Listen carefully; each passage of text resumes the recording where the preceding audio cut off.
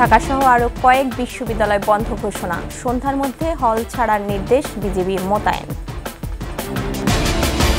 দুর্নীতির মামলায় ফেঁসে গেলেন সেই বব মেনেন্দেজ, বিএনপি জামায়াতের পক্ষে লবিংয়ের অভিযোগ।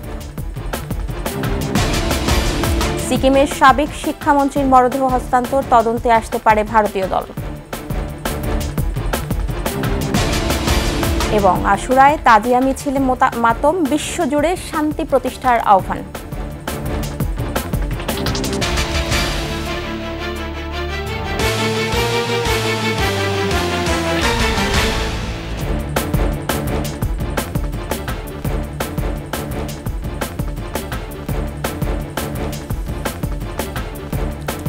শুনছিলেন ফার্স্ট সিকিউরিটি ইসলামী ব্যাংক পিএলসি সংবাদ শিরোনাম।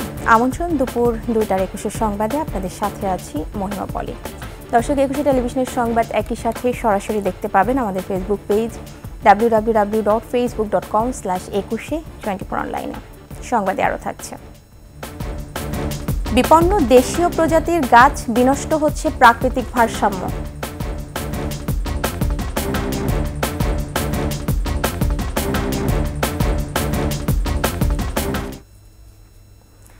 ঢাকা বিশ্ববিদ্যালয় সহ সকল পাবলিক বিশ্ববিদ্যালয় অনির্দিষ্টকালের জন্য বন্ধ ঘোষণা করেছে কর্তৃপক্ষ। সন্ধ্যার মধ্যে সকলকে আবাসিক হল ছাড়ার নির্দেশ দেওয়া হয়েছে। সিন্ডিকেট সভায় শিক্ষার্থীর নিরাপত্তার স্বার্থে সন্ধ্যা 6টা থেকে ঢাকা বিশ্ববিদ্যালয় অনির্দিষ্টকালের জন্য বন্ধের সিদ্ধান্ত নেওয়া হয়। শিক্ষার্থীদের এর আগেই হল ত্যাগের জন্য নির্দেশ দেওয়া হয়েছে। এর আগে মঙ্গলবার দেশের সব বিশ্ববিদ্যালয় বন্ধ ও শিক্ষার্থীদের আবাসিক হল ছাড়ার নির্দেশনা দেয় বিশ্ববিদ্যালয় মঞ্জুরি কমিশন ইউজিসি। এদিকে বিভিন্ন বিশ্ববিদ্যালয় ক্যাম্পাসে বৈষম্য বিরোধী আন্দোলনকারী ও ছাত্রলীগের সদস্য বিচ্ছিন্নভাবে অবস্থান নেয় থমথমে পরিবেশ বিরাজ করছে। বিশ্ববিদ্যালয়গুলোর নিরাপত্তায় বিপুল সংখ্যক পুলিশ ও বিজিবি মোতায়েন করা হয়েছে।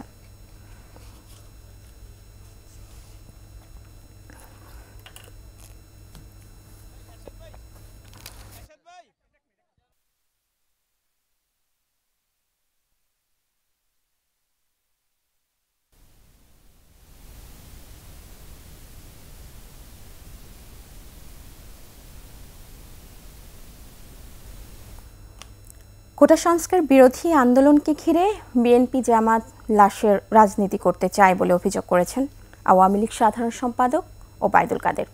ঢাকা জেলা আওয়ামী লীগ কার্যালয়ে বৈঠক শেষে ওবায়দুল কাদের বলেন, কোটার দাবি নয়, নির্বাচিত সরকার হটাতে চায় বিএনপি, আর তাই ক্ষমতা দখলে মরিয়া হয়ে শিশু কিশোরদের ঢাল হিসেবে ব্যবহার করছে।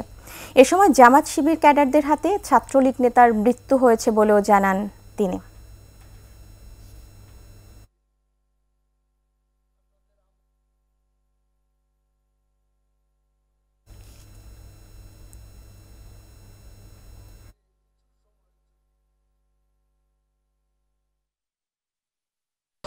সাধারণ শিক্ষার্থীদের আবেগকে পুঁজি করে বিএনপি জামাত আবারও সহিংসতার পথে হাঁটছে এবং তারা তাদের সশস্ত্র ক্যাডার বাহিনী সারা বাংলাদেশ থেকে এনে এই শহরে তারা গুপ্ত হত্যা করা শুরু করেছে।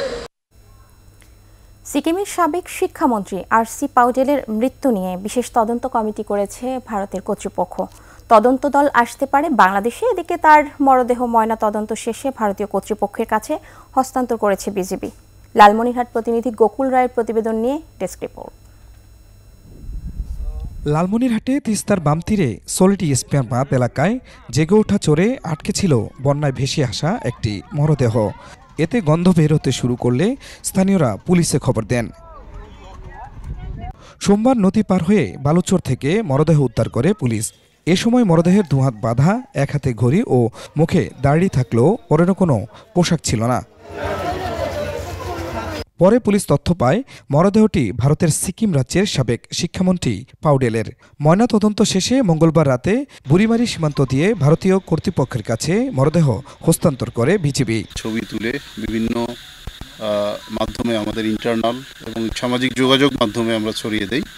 এক পর্যায়ে আমরা জানতে পারি এই আমাদের পার্শ্ববর্তী যে সিকিম আছে, ভারতের সিকিম রাজ্যের একজনের এই ডেড বডিটা বলে আইডেন্টিফাই করা, এভাবেই আসলে এক পর্যায়ে আইডেন্টিফাই করা হয়। আর আজকে আপনারা দেখছেন যে আমরা ডেড বডিটা পোস্টমর্টমের পরে আমরা এখানে নিয়ে এসেছি। ভারতীয় গণমাধ্যম সূত্রে জানা যায়, গত ৭ জুলাই সকালে আত্মীয়র বাড়িতে বেড়াতে গিয়ে নিখোঁজ হন ৮০ বছর বয়সী পাউডেল। বিকেলে তাকে না পেয়ে থানায় সাধারণ ডায়েরি করে স্বজনরা। রাইজিং সান পার্টির প্রতিষ্ঠাতা আরসি পাউডেল ৭০-৮০ দশকে রাজনৈতিক ব্যক্তি হিসেবে বিশেষ পরিচিতি পান। সিকিমের প্রথম বিধানসভায় ডেপুটি স্পিকার ছিলেন তিনি। পরে রাজ্যের বনমন্ত্রীও হন। মৃত্যুর রহস্য উদ্ঘাটনে কাজ করছে ভারতীয় পুলিশ। গঠন করা হয়েছে বিশেষ তদন্ত কমিটি। তদন্ত দলটি ঘটনাস্থল পরিদর্শনে আসতে পারে। খুরশিদ আলম মুকুল, ২১ টেলিভিশন। ধর্মীয় ভাবগাম্ভীর্য পালন করা হচ্ছে পবিত্র আশুরা। তাজিয়া মিছিলে শোকের মাতমে স্মরণ করা হয় কারবালা প্রান্তে ইয়াজিদ বাহিনীর হাতে শহীদ ইমাম হোসেন ও ৭২ সঙ্গীকে। শোক পালনের পাশাপাশি মুসলিম উম্মাহ ও বিশ্ব শান্তি কামনা করেছেন মিছিলে অংশগ্রহণকারীরা। মানিক শিকদার রিপোর্ট। দুলদুল ঘোড়া, দোলনা, পতাকা আর শোকের কালো পোশাকে অযুত মানুষের তাজিয়া মিছিল। সকালে লালবাগের হোসেনি দালান ইমামবাড়া থেকে শুরু হয় তাজিয়া মিছিল। এর আগেই হাজার হাজার মানুষ হোসেনি দালানে জড়ো হতে থাকেন। নারী শিশু সহ তাজিয়া মিছিলে অংশ নেয় সব বয়সীরা। ইমাম হোসেন ইসলাম ৬১ হিজরিতে সত্যকে প্রতিষ্ঠা করার জন্য নিজে সহ ৭২ জন সঙ্গী সাথী নিয়ে শহীদ হয়েছিলেন। সেই সত্য এবং ওনার বিজয় হয়েছে, এটাকে প্রতিষ্ঠা করার জন্য প্রতি বছর তাজিয়া মিছিল উদযাপন করা হয়। ইমাম হুসাইন আলাইহিস সালাম এবং শহীদানে কারবালাকে গভীর শ্রদ্ধার সাথে স্মরণ করি প্রতি বছর। শুধু আমরা কেন, প্রত্যেকটা মুসলমানদের উচিত এই দিনটাকে শোক হিসেবে পালন করা। ঐতিহাসিক কারবালার ময়দানে হৃদয় বিদারক ঘটনা ছাড়াও বিভিন্ন ঘটনার কারণে দিনটি বিশেষ গুরুত্ব বহন করে। রোজা সহ বিভিন্ন নফল ইবাদতের মধ্য দিয়ে মুসলিমরা দিনটি পালন করে থাকেন। এখানে কেউ মাতম করে, কেউ সিন্নি করে, কেউ আলম ধরে, কেউ তাজিয়া মিছিল করে, কেউ এই যে ঘোড়াকে সালাম করে। আল্লাহ পাক যাতে আমাদের সকলে বাংলাদেশের ভিতরে যাতে শান্তি ফাসলা করে দেয়। দিবসটি নির্বিঘ্নে পালনে ছিল পুলিশি নিরাপত্তা। সত্য ও ন্যায়ের পথে প্রতিষ্ঠিত কারবালা প্রান্তরে ইমাম হুসাইন ও তার পরিবারের উপর যে নির্মম নিপীড়নের ঘটনা ঘটেছিল, সেই দিনকে স্মরণ করে আজকের এই বিশাল শোক মিছিল। এই তাজিয়া মিছিল থেকে শুধু শোকই প্রকাশ করা হচ্ছে না, সেই সাথে বিশ্বজুড়ে চলমান অস্থিরতা এবং সহিংসতা চলছে, তা থেকেও মুক্তি চান সবাই। মানিক শিকদার, ২১ টেলিভিশন, ঢাকা। দেশের উত্তর পূর্বাঞ্চলে সার্বিক বন্যা পরিস্থিতির উন্নতি হয়েছে, কমেছে বেশিরভাগ নদ নদীর পানি। তবে পানি কমার সাথে সাথে বাড়ছে নদী ভাঙন। বন্যা পূর্বাভাসে বলা হয়েছে বেশিরভাগ নদ নদীর পানি কমলেও বিপদসীমার উপরে যমুনা, কুশিয়ারা, সোমেশ্বরী ও মেঘনা নদীর পানি। টাঙ্গাইলে পানি কমতে থাকায় বন্যা পরিস্থিতির উন্নতি হয়েছে। পানি নেমে যাওয়ায় বাড়িঘরে ফিরতে শুরু করেছেন বন্যা দুর্গতরা। যমুনা, ধলেশ্বরী নদীর পানি বিপদসীমার নিচ দিয়ে প্রবাহিত হচ্ছে। তবে বিপদসীমার উপরে ঝিনাই নদীর পানি কমার সাথে সাথে শুরু হয়েছে নদী ভাঙন। জেলার ৬ উপজেলার চরাঞ্চল এবং নিম্নাঞ্চলের কয়েকটি স্থানে ভাঙনে নদীগর্ভে বিলীন হচ্ছে ফসলি জমি। এদিকে রাজবাড়ীতে কমছে পদ্মার পানি। তবে বন্যা নিয়ন্ত্রণ বেড়িবাঁধের নিচে চরাঞ্চল পানিতে তলিয়ে থাকায় এসব এলাকার মানুষ এখনও রয়েছে দুর্ভোগে। ক্রমশই বিপন্ন হয়ে উঠছে দেশীয় প্রজাতির বৃক্ষরাজি। গাছ লাগানোর মৌসুমেও সরকারি বেসরকারি বৃক্ষরোপণের তালিকায় খুব একটা স্থান পায় না দেশের গাছগাছালি। এমনকি উজাড় হওয়া বনাঞ্চলেও দেশীয় বৃক্ষের নতুন করে আচ্ছাদিত করার হারও নিতান্তই কম। এতে পরিবেশ নষ্টের পাশাপাশি ধ্বংস হচ্ছে জীববৈচিত্র্য। বিশেষজ্ঞরা বলছেন প্রাকৃতিক ভারসাম্য রক্ষায় দেশীয় প্রজাতির গাছ দিয়ে বনায়নের বিকল্প নেই। মফিউর রহমানের রিপোর্ট। অনাবৃষ্টি, অতিবৃষ্টি, বন্যা, খরা, বায়ুদূষণ, তাপপ্রবাহ এমন সব প্রাকৃতিক বিপর্যয় যেন নিত্যকার সঙ্গী। চলতি বছরও তাপপ্রবাহে পুড়েছে দেশ। তাপমাত্রার পারদ ছুঁয়েছে ৪৩ ডিগ্রি সেলসিয়াসের ওপরে। তাপ থেকে বাঁচতে অনেকেই উদ্যোগ নেন গাছ লাগানোর। কিন্তু বৃক্ষরোপণের মৌসুম মূলত বর্ষা, আর সে উপলক্ষে ঢাকায় আয়োজন করা হয় বৃক্ষমেলার।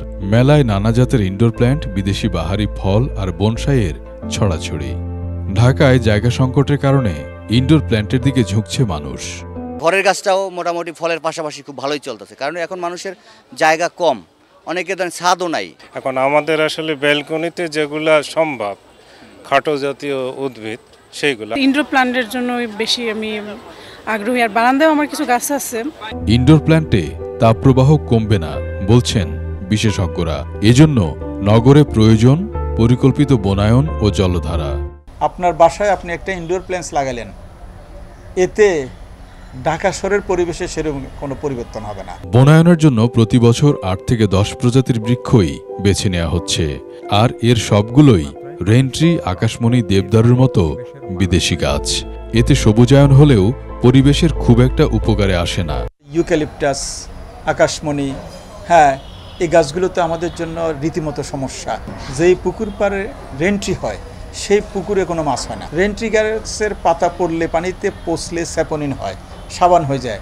সাবান হলে পানির যে ডিজলভ অক্সিজেন সেটা সেই সব খেয়ে ফেলে। দেশীয় মাটি ও পরিবেশ উপযোগী বৃক্ষ না রোপণ করার ফলে ক্রমশই হারিয়ে যাচ্ছে দেশীয় গাছ।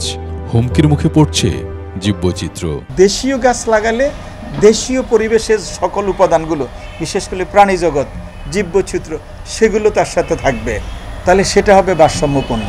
বেসরকারি হিসেবে বনাঞ্চলের পরিমাণ দেশের মোট আয়তনের 8% হলেও সরকারি হিসেবে এর পরিমাণ 15.58%। উজাড় হওয়া বনে দেশীয় প্রজাতির গাছ দিয়ে আচ্ছাদিত করার আহ্বান বিশেষজ্ঞদের। পাহাড়ের মাথায় বন না থাকলে ওয়াটারশেড থাকে না, ওয়াটারশেড না থাকলে এই যে পানির প্রবাহ আস্তে আস্তে যেটা হইয়া নদী হয়, সেই ফ্রেশ ওয়াটারের সোর্সটা সে নদীটা মরে যায়। দেশীয় আবহাওয়া উপযোগী বৃক্ষরোপণের মাধ্যমেই ফিরবে পরিবেশের ভারসাম্য, সুরক্ষিত হবে জীববৈচিত্র্য। এখন থেকে আমাদের দেশীয় বৃক্ষগুলো আসুক। মফিউর রহমান, 21 টেলিভিশন, ঢাকা। মেসি ভক্তদের জন্য বড় দুঃসংবাদ দিল ইন্টার মায়ামি। কলম্বিয়ার বিপক্ষে কোপা আমেরিকার ফাইনাল ম্যাচে পাওয়া চোটে অনির্দিষ্টকালের জন্য মাঠের বাইরে থাকতে হচ্ছে বিশ্বসেরা এই ফুটবলারকে। মেসির ডান পায়ে লিগামেন্ট ক্ষতিগ্রস্ত হয়েছে বলে জানিয়েছে মার্কিন ক্লাব ইন্টার মায়ামি। আকাশুজ্জামানের রিপোর্ট। বেশ কিছুদিন ধরেই চোটের সাথে যুদ্ধ করছিলেন আর্জেন্টাইন অধিনায়ক লিওনেল মেসি। কোপা আমেরিকার গ্রুপ পর্বের তৃতীয় ম্যাচেও মাঠের বাইরে থাকতে হয় লিওকে। তবে নামটা যে লিওনেল মেসি, হার না মানা এক যোদ্ধার ট্যাগ তো কবেই লেগেছে তার নামের পাশে।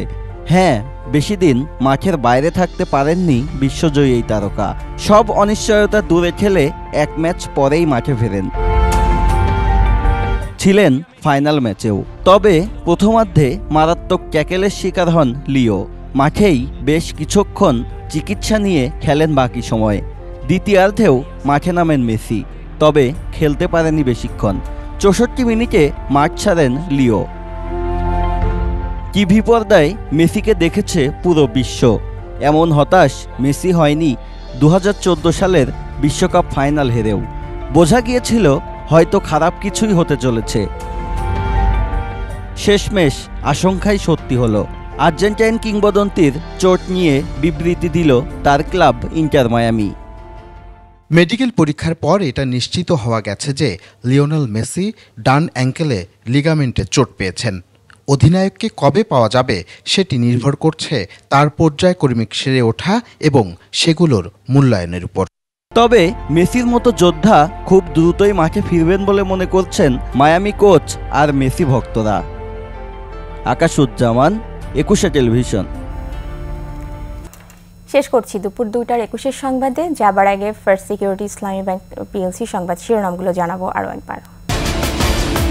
ঢাকা সহ আরও কয়েক বিশ্ববিদ্যালয় বন্ধ ঘোষণা, সন্ধ্যার মধ্যে হল ছাড়ার নির্দেশ, বিজিবি মোতায়েন। দুর্নীতির মামলায় ফেঁসে গেলেন সেই বব মেনেন্দেজ, বিএনপি জামাতের পক্ষে লবিংয়ের অভিযোগ। সিকিমের সাবেক শিক্ষামন্ত্রীর মরদেহ হস্তান্তর, তদন্তে আসতে পারে ভারতীয় দল। এবং আশুরায় তাজিয়া মিছিলে মাতম, বিশ্বজুড়ে শান্তি প্রতিষ্ঠার আহ্বান।